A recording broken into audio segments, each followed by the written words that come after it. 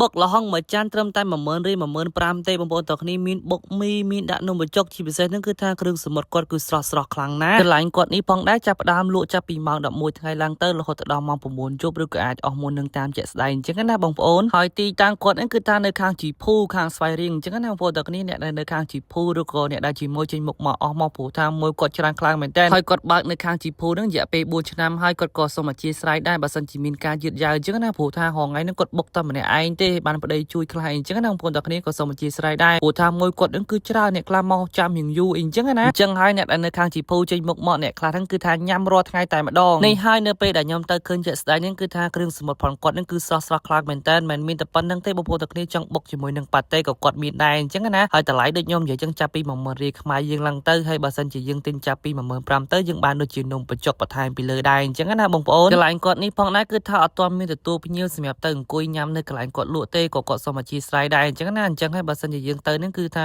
តើតែយើងខ្ចប់យកមកញ៉ាំនៅកន្លែងផ្សេងអញ្ចឹងទៅឬក៏យកមកញ៉ាំនៅផ្ទះអីអញ្ចឹងណាប៉ុន្តែខ្ញុំទៅនេះគឺថាបានរៀបចំតុញ៉ាំកន្លែងគាត់ដើម្បីថតរីវិវឲ្យបងប្អូនទាំងគ្នាទស្សនាទេអ្នកដែលស្គាល់ទីតាំងច្បាស់ហើយគឺថាអត់ពិបាកបញ្យល់ទេប៉ុន្តែបើសិនជាមិនទាន់ស្គាល់អីអាចមើលលម្អិតនៅក្នុងវីដេអូនឹងបានអញ្ចឹងណាសម្រាប់បងប្អូនញ៉ាំម្នាក់ឯង10000នេះខ្ញុំជឿថាញ៉ាំអត់អស់ទេប៉ុន្តែសម្រាប់ខ្ញុំវិញគឺថាលេជាមួយនឹងគ្រប់មុខតែម្ដងជាមួយនឹងបកាក្ដាមជាមួយនឹងងាវប៉ាតេគាត់នឹងគឺថាដាក់ឲ្យសពមុខអញ្ចឹងណាជើងមាន់ជើងអីនឹងដាក់បែបអញ្ចឹងមកបងប្អូនទាំងគ្នាគឺថាចាប់ជីគ្នាខ្លាំងមែនតើហើយបើសិនជាចូលចិត្តហឹលដាក់មកទេកប់ទៀតមេរលឹមស្រាច់យើងញ៉ាំទៅគឺថាជាតិតែម្ដងនេះហើយកន្លែងដែលគាត់លក់បុកល្ហុងប្រចាំថ្ងៃនឹងឯងគឺថាឈ្មោះវ៉ារីលក់បុកល្ហុងនៅខាងផ្សារជីភូហើយនៅខាងកើតថ្លឹងឡានចិត្តនឹងទេបងប្អូនទាំងគ្នាងាយស្រួលរកទេទីតាំងផងគាត់នឹងគឺថានៅជាប់ផ្លូវជាតិលេខ1តែម្ដងបើសិនជាអត់ច្បាស់អាចមើលនៅក្នុង Google Map ដែលខ្ញុំដៅឲ្យបងប្អូនយើងអញ្ចឹងណាកន្លែងគាត់លក់ផងដែរគឺថាសាមញ្ញទេបងប្អូនទាំងគ្នាគឺថាអត់មានអីណាស់ណាទេប៉ុន្តែបើសិនជាសង្កេតឃើញជាក់ស្ដែងគឺនៅពេលដែលខ្ញុំទៅនឹងគឺថាម៉ួយមកតគ្នារហូតតែម្ដងអ្នកខ្លាំងគឺថាខ្ចប់ម្ដង3ប្រអប់2ប្រអប់គឺថា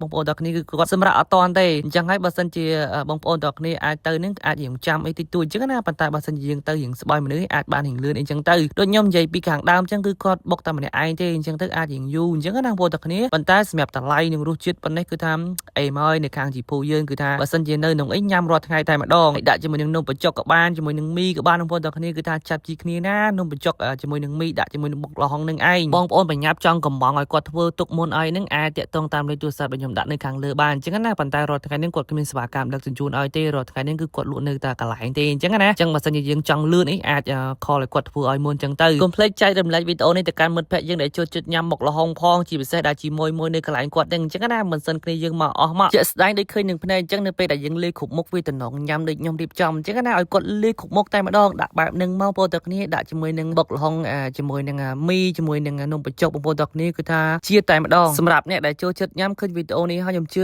100%តែម្ដងគឺថាទប់ចិត្តអត់បានទេដឹងតែទៅរកទិញសាក់ញ៉ាំឲ្យបានម្ដងហើយដូចតែបងប្អូនយើងឃើញអញ្ចឹងគឺថាមួយចាននេះគឺច្រើនខ្លាំងមែនតើញ៉ាំម្នាក់ឯងហ្នឹងគឺអត់អស់ទេបងប្អូនទាំងគ្នាហើយគឺថាច្រើនណាស់ចង់ដឹងណាស់អ្នកដែលជាមួយញ៉ាំរាល់ថ្ងៃតែម្ដងឬក៏ជាមួយយើងសិនផងគាត់ហ្នឹងចេញមុខមកព្រោះក៏ចង់ឃើញដែរព្រោះធម្មតាកន្លែងគាត់នេះនៅពេលដែលខ្ញុំញ៉ាំទៅគឺថារសជាតិគឺទទួលយកបានតែម្ដងបងប្អូនទាំងគ្នាគឺថាស័ក្តិសមនឹងតម្លៃស័ក្តិសមទាំងរសជាតិដែលគាត់រៀបចំមកឲ្យយើងញ៉ាំអីអញ្ចឹងណាអញ្ចឹងហើយបើសិនជាឃើញវីដេអូនេះហើយទប់អារម្មណ៍បានទៀតគឺខ្ញុំពិបាកនិយាយដែរបងប្អូនយើងដែលចូលចិត្តអីនេះខ្ញុំជឿ100%គឺទប់អារម្មណ៍បានទេអញ្ចឹងវីដេអូមានតែប៉ុណ្្នឹងទេអរគុណបងប្អូនទាំងគ្នាជួបខ្ញុំនៅវីដេអូក្រោយៗទៀតបាយបាយ